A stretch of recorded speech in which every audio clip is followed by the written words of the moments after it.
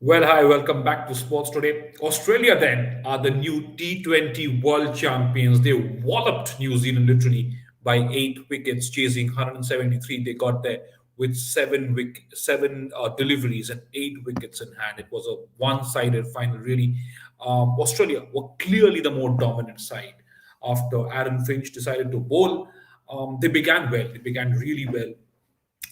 It was thanks to Kane Williamson's 85 record score in a T20 World Cup final that New Zealand got to 172 for 4. But you got the feeling that it wasn't going to be enough against a charged up Australian unit. Martin Guptill and Daryl Mitchell didn't get the best of starts for New Zealand. Mitchell, in fact, falling very early to Josh Hazelwood, who was such a star with the ball. 4 overs, 16 runs, and 3 wickets. When on an evening when Mitchell Stark went for runs, plenty of runs, 4 overs, 20, 60 runs. In fact, he was smashed all over the park at the Dubai International Cricket Stadium.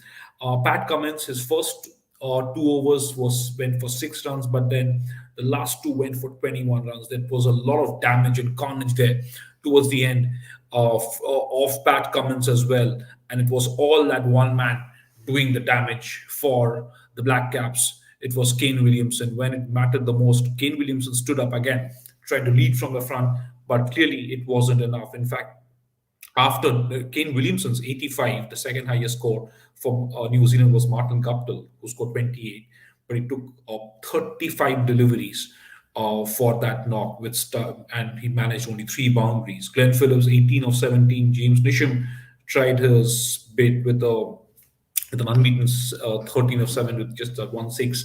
And Tim Seifert only got 6 balls to face. So there wasn't much from the other New Zealand batsmen. And like I said, Josh Hazelwood was the star with the ball for Australia. Adam Zampa also had a good day out. 4 overs, 26 runs, 1 wicket. In response, though, Australia lost Aaron Finch early in the third over, gave New Zealand a sniff of chance. But that partnership between David Warner and Mitchell Marsh, by the way, who was eventually named man of the match for his unbeaten 77 or 50 balls, that completely took the game away from New Zealand. They were 1 for 15 when Aaron Finch fell, but a formidable partnership for the second over meant for the second wicket meant the game was taken away from New Zealand. David Warner fell for 53 of 38 balls when Trent Bolt struck again. It did look like New Zealand had a sliver of hope, but it was too little, too late. And Glenn Maxwell, coming up at number 4, finished it off with Mitchell Marsh. Maxwell, in fact, was unbeaten on 28 of 18 deliveries. And Mitchell Marsh, like I said, named man of the match for a brilliant display of batting. But that is how the cookie has crumbled through the tournament. Remember, teams batting first have wanted to field, they wanted to chase totals because of the due factor, and it's become easier. For some reason, it has become easier to chase, and the pitch has also reacted differently in these conditions. In these 9 games, at least, that's how Australia went on to become T20 World Cup champions. Kane Williamson, New Zealand, unlucky. This could have been such a, they had the golden opportunity to complete a rare double. Just a few months back, New Zealand had defeated India in the final of the World Test Championship. 2 years back, New Zealand had lost to England in a rather heartbreaking way in the final of the 50-over Cricket World Cup. And now, on the 14th of November, again, New Zealand were completely outplayed by Australia. Your mind would go back to the final of the 2015 50-over World Cup. Well, that was, again, it was just completely a clinical and ruthless performance by Australia. Australia will be happy. The most successful team in one internationals, at least they've won 5 World Cups, and this was the first time since the start of the T20 World Cup in 2007 in South Africa that Australia have laid their hands on that coveted trophy, led by Aaron Finch. They'll be a very, very pleased lot. They've been through a lot. In fact, I remember going back to the ball tampering scandal of 2018 when there was a leadership change. Steve Smith had to make way. He was after he came back from his ban period. He had lost his captaincy by then to Tim Paine, who continues to lead Australian Test cricket, and Aaron Finch has been superb for the Aussies. in the shorter formats. In fact, even in 2019, Australia had reached the semi-final of the 50 over ODI World Cup. They lost to England again. That was a one-sided game. But come 2021, they just Australia came completely prepared. Not a lot of people were talking about the Aussies, though. You know, everybody said, a lot of people said India initially, Pakistan were favorites, West Indies because of their T20 legacy, led by the universe boss Chris Gale. People spoke of England for sure, but for some reason, nobody said much about Australia winning the tournament. And look at the irony of it. David Warner, he's just been in brilliant form for Australia in this T20 World Cup. He was sacked as captain of the Sunrisers Hyderabad, and he was eventually dropped from the team. He wasn't even allowed to come to the stadium with the rest of with some of the players. Some ignominy for David Warner there, but boy, has he bounced back and has he just delivered on his reputation. Again, the irony on the final of the T20 World Cup, two Sunrisers Hyderabad batsmen, Kane Williamson and David Warner, standing tall. Kane Williamson, of course, the man to replace David Warner as captain of the Sunrisers Hyderabad. He led the charge for the Kiwis initially with a superb 85, packed with punches. That was a class innings to watch, and it was in some bits, it was a little uncharacteristic of Kane Williamson also to see these big hits constantly, but he needed to get it going, especially after Martin Guptill got stuck initially, and then he didn't get a lot of support from the other New Zealand batsmen. You just think right now, as a New Zealand fan, you'd want to go back and think, what if a Daryl Mitchell, what if a Glenn Phillips, or what if a Martin Guptill or a Jimmy Nisham had stepped up a little more and helped skipper Kane just try and get that total to go over towards 185, 190. Could they have then challenged Australia a little further? But Australia again completely clinical. The fact that David Warner was in such rich form, he came back to form with that half century against Sri Lanka. And when he was initially asked questions about his form, he laughed it off and said, he's just played one game in the World Cup and people are talking about my form. And he was pretty confident of doing well, and doing well he did.